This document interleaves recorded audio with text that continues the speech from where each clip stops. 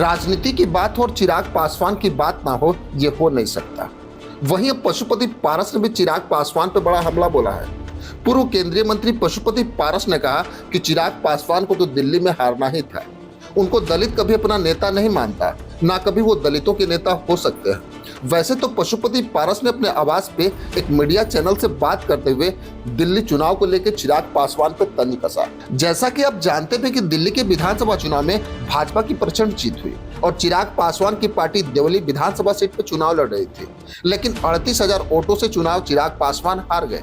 लेकिन जो पशुपति पारस दिल्ली चुनाव की बात कर रहे हैं, जरा वो अपने गिरबान में झांक के देखे कि जिस देवली विधानसभा सीट पे चिराग पासवान चुनाव लड़ रहे थे, वही पशुपति पारस ने भी अपना उम्मीदवार दिया था और पशुपति पारस का उम्मीदवार मात्र 538 वोट पाया। ये हम नहीं, चुनाव आयोग का आंकड़ा बता रहा है। पशुपति पारस की पार्टी की महिला उम्मीदवार देविका ने नोटा से भी कम वोट पाया, जो आंकड़ों में आप साफ देख सकते हैं। वैसे तो पशुपति पारस ने पत्रकार से बात करते हुए बताया कि चिराग पासवान का 100% स्ट्राइक रेट कहा गया, वो केवल एक ढिढोरा पीटते हैं।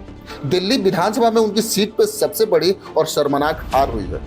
शायद पशुपति पारस को दिल्ली चुनाव के आंकड़े भी नहीं मालूम कि वो चिराग पासवान की हार को सबसे बड़ी हार बता रहे हैं, जबकि दिल्ली विधानसभा में सबसे बड़ी हार मटिया महल सीट पर हुई, जहां आम आदमी पार्टी के उम्मीदवार अली मोहम्मद इकबाल ने अपने प्रतिद्वंदी को 42,724 वोटों से हराया, जबकि पशुपति पारस ने चिराग पासवान की सबसे बड़ी हार बताई।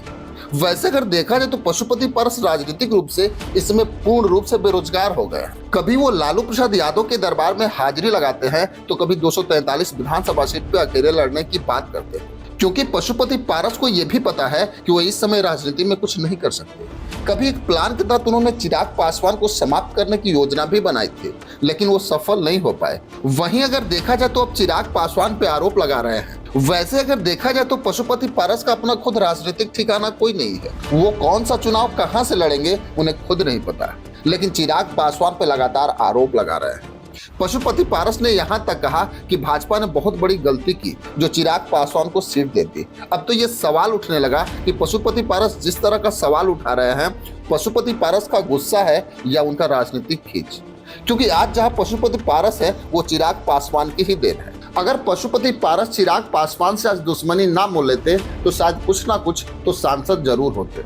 वहीं अगर देखा जाए तो पशुपति पारस ने पत्रकार से बात करते हुए ये भी बताया कि अगर भाजपा जीताराम मांझी को देवली की सीट दे देती तो जीताराम मांझी चुनाव जीत जाते। वैसे अगर देखा जाए तो जो जीताराम मांझी बार बार चिराग पासवान पे हमलावर थे, ये हो सकता है कि उसमें सारा योगदान कहीं पशुपति पारस का ही ना हो। क्योंकि मैं आपको बता दूं कि जीताराम मांझी कुछ दिन पहले भाजपा सरकार से नाराज थे कि हमें झारखंड में नई सीट दिया गया, दिल्ली में भी हमें सीट नहीं दिया गया। इससे तो साफ जाहिर होता है कि उनका निशाना कहीं नहीं चिराग पासवान पे ही था, क्योंकि लिट्टी चोखा पार्टी में नीतीश कुमार के साथ वो गलबहियां कर रहे थे, यानी उनका निशाना सीधा चिराग पासवान ही थे। लेकिन जिस तरह से पशुपति पारस चिराग पासवान के खिलाफ बयान दे रहे हैं, उसमें अब उनका कोई फायदा नहीं है। पशुपति पारस को एनडीए में अब कोई जगह नहीं मिलने वाली, क्योंकि दिल्ली में बिहार एनडीए की मीटिंग में चिराग पासवान को जिस तरह से प्रधानमंत्री मोदी ने भाव दिया, वो साफ दर्शाता है कि चिराग पासवान की छवि एनडीए में क्या है। क्योंकि अब चिराग पासवान इतने आगे बढ़ चुके हैं कि पशुपति पारस राजनीतिक रेस में उन्हें कभी छू नहीं पाएंगे। शायद वो चिराग पासवान पे गलत बयान देके ही खुश हो सकते हैं। खैर, इसमें आपकी क्या राय है हमें कमेंट बॉक्स में जरूर लिखेंगे। बस आज के लिए इतना ही, फिर मिलेंगे। जय हिंद।